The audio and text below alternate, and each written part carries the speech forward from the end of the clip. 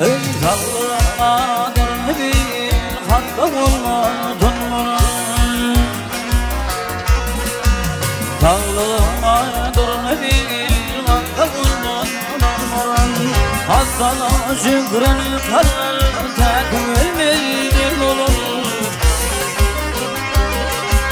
Bir yerim madıra bilir ya olmaz. Sen oturuyor bir dağda girmeyeceğim olur. Yaksa ben ayağlarını bir tek olmadan olur.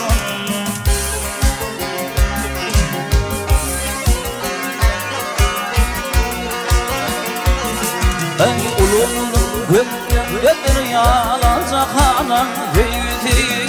Gözlerim böyle görüyor nefem uyudu. Dillerim vazgeçemez yalan sözür vayıntı. Hatıra gülümün perişan get bunlarla vayıntı. Ne azap olsaydım ödüm bilmedim orun.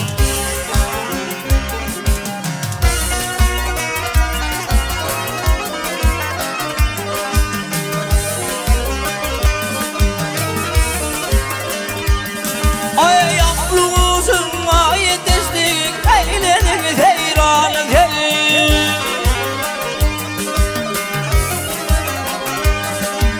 Aklı kuşun ay yetiştik eyledik seyranı gelin. İzleridir çevedim ol külleği var gelin. İmedim buldum paramı tanrı bir gün lanetin. Ey kavarım armudul bu dünyanın mihmanıdır. Adamım tayyar kalkır ve çekemezim burun.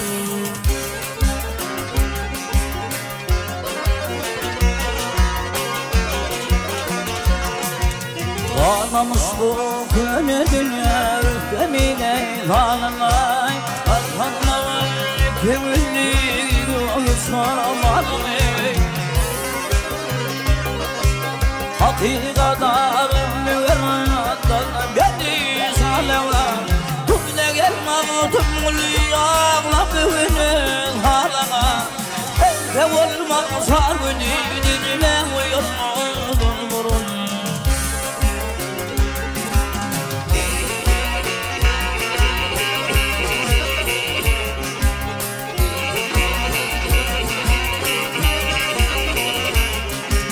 Ay hay